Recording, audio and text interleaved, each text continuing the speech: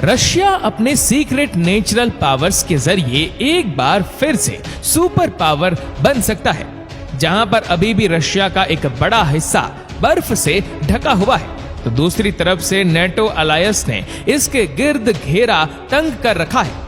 America के बाद विश्व की सबसे बड़ी मिलिट्री पावर रशिया के पास है, तो फिर वह कौन सी चीज है जो उसे सुपर पावर बनने से रोक रही है?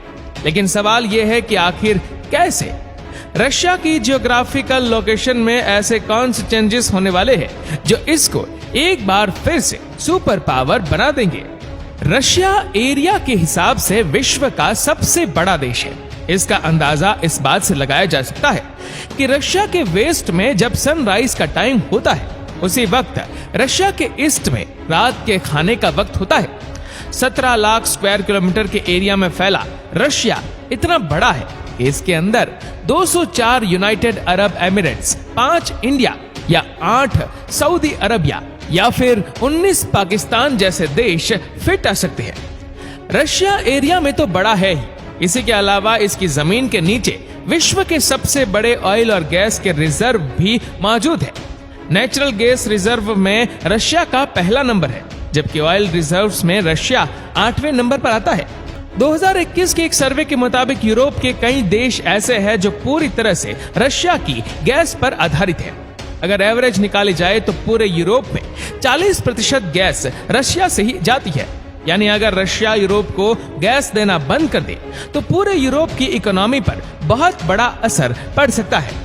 नेचुरल रिसोर्सेज से मालामाल जमीन होने के साथ साथ रशिया गेहूं का भी बहुत बड़ा एक्सपोर्टर है। पूरे विश्व में रशिया गेहूं प्रोडक्ट का भी सबसे बड़ा हिस्सा है, यानी तकरीबन 18%। इन सब बातों के अलावा रशिया की ज्योग्राफी एक बहुत बड़ी समस्या भी है जो रशिया को ताकतवर होने से रोक रहा है, और वो ये है कि रशिया का ज्यादातर हिस्सा सर्द मौसम की वजह से बिल्कुल बेकार पड़ा है। ये हिस्सा साइबेरिया में आता है, जहां पूरे साल का एवरेज टेम्परेचर सिर्फ और सिर्फ 0.5 डिग्री सेल्सियस रहता है। विश्व का सबसे ठंडा शहर भी इसी हिस्से में पाया जाता है, जहां आमतौर पर सर्दियों में टेम्परेचर -71 डिग्री सेल्सियस तक पहुंच जाता है। और इस शहर को हम ओइमियाकॉन के नाम से जानते हैं, क्योंकि रशिया का बहुत बड़ा हिस्सा एक्सट्रीम वेदर कंडीशन के तहत है। इसी वजह से एक तो रशिया की पॉपुलेशन एरिया के हिसाब से बहुत कम है, और दूसरा रशिया की टोटल आबादी का 75% हिस्सा सिर्फ रशिया के 20% हिस्से में रहता है। एक ऐसा मुद्दा है जिस पर रशिया सदियों से काबू पाने का प्रयास कर रहा है, लेकिन रशिया अभी तक नाकाम है। न सिर्फ रशिया की जमीन बल्कि इसकी कोस्ट लाइन भी अमेरिका की कोस्ट लाइन से काफी ज्यादा बड़ी है। रशिया की कोस्ट लाइन 37,650 किलोमीटर पर फैली हुई है, लेकिन यहाँ पर भी रशिया कई मसलों का शिकार है। असल में यह आर्कटिक ओशन है, जहाँ पर पूरे साल की बर्फ बनी होती है। इतनी बड़ी कोस्ट लाइन होने के बावजूद भी ये रशिया के किसी काम की नहीं है। अब जाहिर है जिस देश के पास जितना बड़ा समंदर होगा वो उतनी ज्यादा कंट्री के साथ ट्रेड कर सकेगा, और ज्यादा ट्रेड का मतलब है कि वह उतना ज्यादा पावरफुल भी बन सकेगा, क्योंकि आखिरकार समंदर ही वो जरिया है जिसके जरिए पूरे विश्व में प्रोडक्ट कम कीमतों में पहुंचाए जा सकते हैं। बर्फ की वजह से यहाँ कार्गो शिप्स का चलना न सिर्फ मुश्किल होता है बल्कि ये काफी खतरनाक भी साबित हो सकता है। इतनी बड़ी कोस्ट लाइन होने के बावजूद भी रशिया बड़ी मुश्किलों से दूसरी कंट्री के साथ ट्रेड करता है। अपनी पूरी कंट्री की ट्रेड रशिया इन 3 पोर्ट्स के जरिए करने पर मजबूर है। इनमें से एक रशिया के ईस्ट में व्लादिवोस्टोक पोर्ट के नाम से जाना जाता है, जहां पानी कई महीनों तक बर्फ बना होता है। लेकिन जब गर्मियों के सीजन में यहाँ से ट्रेडिंग स्टार्ट होती है तो रशिया के जहाजों को जापान के इस कंट्रोल्ड समंदर से होकर गुजरना पड़ता है, और जापान अमेरिका और नेटो का एक बहुत मजबूत अलाइड पार्टनर है। नेटो कई देशों के बीच में एक ऐसा जरिया है जो रशिया से बचने के लिए ही बनाया गया था। यानी अगर किसी भी नेटो कंट्री पर रशिया ने हमला करने की कोशिश की तो बाकी तमाम नेटो कंट्री मिलकर उसका साथ देंगी। दूसरी तरफ रशिया का सेंट पीटर्सबर्ग पोर्ट है, और यहाँ भी वही समस्या है। साल में कई महीनों तक यहाँ बर्फ होती है, और सीजन में जहाजों को उन तमाम देशों के सामने से होकर गुजरना पड़ता है जो नेटो या फिर अमेरिका के सदस्य है या फिर अलायंस पार्टनर। तीसरे नंबर पर बचता है नोवोरोसिस्क पोर्ट, जो रशिया के साउथ में ब्लैक सी पर मौजूद है। यहाँ बर्फ की तो इतनी बड़ी समस्या नहीं है, लेकिन जहाजों को तुर्की के पास से एक तंग जगह से होकर गुजरना पड़ता है। यानी यहाँ भी रशिया को खुलकर ट्रेड करने की आजादी नहीं है। बेशक रशिया और तुर्की के रिलेशन अब काफी बेहतर हो चुके हैं, लेकिन तुर्की नेटो का ही मेंबर है, यानी रशिया पर खतरे की तलवार यहाँ भी लटक रही होती है। कुल मिलाकर बात यह है कि इतनी बड़ी कोस्ट लाइन होने के बावजूद भी रशिया को ट्रेड करने के लिए इन पोर्ट पर पहले तो ठीक मौसम का इंतजार करना होता है और फिर अपने दुश्मन नेटो के पार्टनर के ऊपर आधार रखना पड़ता है। लेकिन उसके बावजूद भी जीडीपी रैंकिंग में रशिया 11वें नंबर पर खड़ा है। जीडीपी यानी ग्रॉस डोमेस्टिक प्रोडक्ट्स, सरल भाषा में बात की जाए तो किसी भी कंट्री में मौजूद तमाम लोगों की कंबाइंड इनकम को जीडीपी कहा जाता है। जीडीपी रैंकिंग से अंदाजा लगाया जाता है कि कोई भी कंट्री कितनी ज्यादा सक्सेसफुल है, लेकिन ये किसी भी कंट्री की पावर जानने का सही तरीका नहीं है। जीडीपी से हटकर अगर मिलिट्री पावर की बात की जाए तो रशियन मिलिट्री के पास दुनिया के सबसे ज्यादा न्यूक्लियर वॉरहेड्स मौजूद है, अमेरिका से भी ज्यादा। और अमेरिका के बाद रशियन मिलिट्री ही दुनिया की दूसरी ताकतवर आर्मी मानी जाती है। यहाँ पर भी रशिया अगर नंबर 1 पर नहीं है तो वह भी सिर्फ और सिर्फ अपने सर्द मौसम की वजह से। ये सर्द मौसम ही है जिसकी वजह से आज तक कोई भी रशिया पर कब्जा नहीं कर पाया। नेपोलियन ने रशिया पर 6 लाख से ज्यादा फौजी लश्कर के साथ कब्जा करने की कोशिश की थी, लेकिन इस सर्द मौसम के सामने उसकी फौज को घुटने टेकने पड़े और 6 लाख में से सिर्फ 1 लाख फौजी जिंदा वापस लौटने में कामयाब हो पाए। वर्ल्ड वॉर 2 में तो हिटलर ने 38 लाख फौजियों के साथ रशिया पर हमला किया था, लेकिन कब्जा करना तो दूर की बात, 10 लाख से भी ज्यादा जर्मन फौजी मारे गए और बाकी बचने वालों को रशियन आर्मी ने कैदी बना लिया। हिटलर को अपनी इस हार का इतना सदमा पहुंचा कि उसने सुसाइड कर लिया। अभी तक आप भी ये नोट कर चुके होंगे कि रशिया को आगे बढ़ने से जो चीज रोक रही है वह है यहाँ का सर्द मौसम। यानी अगर रशिया का सर्द मौसम रास्ते में ना आए तो नॉर्थ पर मौजूद समंदर को ट्रेड के लिए इस्तेमाल करके और ज्यादा मजबूत बन सकता है।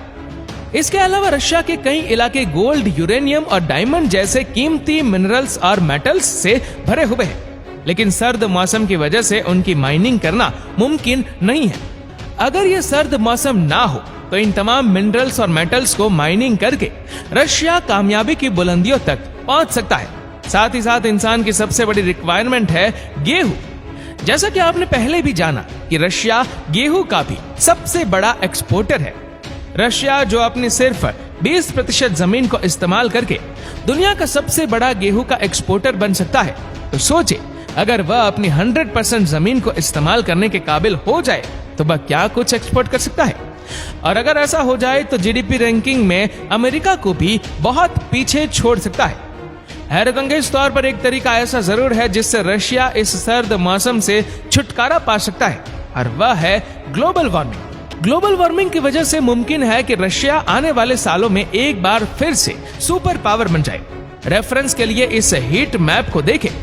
इसमें यह तमाम कंट्री है जहां का एवरेज टेम्परेचर 11 से 15 डिग्री सेल्सियस तक होता है, और यह टेम्परेचर ह्यूमन बॉडी का बेस्ट टेम्परेचर माना जाता है। जहां एवरेज टेम्परेचर 11 से कम या फिर 15 से ज्यादा हुआ, वहीं ह्यूमन प्रोडक्टिविटी कम होना शुरू हो जाएगी। इस वक्त टेम्परेचर की range America, Europe, Japan, China और साउथ कोरिया पर आती है, और हैरत अंगेज तौर पर ये वो तमाम कंट्रीज है जिनको अक्सर हम सक्सेसफुल कंट्रीज की लिस्ट में पाते हैं। लेकिन एक्सपर्ट का मानना है कि ग्लोबल वार्मिंग की वजह से हर साल जो बर्फ पिघलती जा रही है, उसकी वजह से 2080 तक टेम्परेचर की ये रेंज नॉर्थ में चली जाएगी, और फिर बारी आएगी अलास्का, कनाडा, ग्रीनलैंड, आइसलैंड और सबसे बढ़कर रशिया की। नासा के एनालिसिस के मुताबिक 1979 में आर्कटिक ओशन की बर्फ बहुत ज्यादा दिखती थी, लेकिन वक्त के साथ साथ ये बर्फ पिघलती गई और 2019 तक ये अब सिर्फ इतनी ही रह गई है। इस डेटा के हिसाब से आर्कटिक ओशन की बर्फ हर साल 30% कम होती जा रही है, और अगर ये सब ऐसे ही चलता रहा तो 2035 तक आर्कटिक ओशन में बिल्कुल भी बर्फ नहीं बचेगी, जिसका सबसे ज्यादा फायदा रशिया को होने वाला है। इन सब चीजों के साथ साथ रशिया को एक और फायदा भी है। क्लाइमेट चेंज की वजह से जो आइस मेल्ट हो रही है, उससे ओशन के पानी में दिन ब दिन फायदा होता जा रहा है। यानी जब ओशन का पानी बढ़ेगा तो सबसे पहले वह ओशन पर बनी सिटीज को निगल जाएगा। अमेरिका जिसकी तमाम मेजर सिटीज ओशन पर बनी है, उसको आने वाले वक्त में काफी ज्यादा तकलीफ का सामना करना पड़ सकता है, जिसमें पूरे के पूरे शहरों को इवैक्यूएट करना भी शामिल है और जाहिर है इस काम में करोड़ों डॉलर का खर्चा भी होगा। इसके बाद रशिया जिसकी सिर्फ 3 सिटीज ओशन फ्रंट पर है और बाकी तमाम मेजर सिटीज समंदर से कम 600 किलोमीटर के फासले पर है, इस चीज का भी रशिया को आने वाले वक्त में ठीक ठाक फायदा होने वाला है। स्विस कैनाल इजिप्ट का वह समुद्री रास्ता है जो एशिया को यूरोप से जोड़ता है। सिर्फ चीन से ही नहीं बल्कि पूरे एशिया से तमाम शिप्स यूरोप जाने के लिए यही स्विस कैनाल का इस्तेमाल करना पड़ता है, जिसके लिए वेसल्स इजिप्ट की गवर्नमेंट को भारी फीस भी अदा करती है। हर साल 20,000 के करीब वेसल ये कैनाल इस्तेमाल करती है और हर एक वेसल इजिप्ट गवर्नमेंट को तकरीबन $4 लाख का टोल टैक्स पे करती है। यानी साल की 20,000 शिप्स की ट्रांजिट पर इजिप्ट गवर्नमेंट को $8 मिलियन मिलते हैं।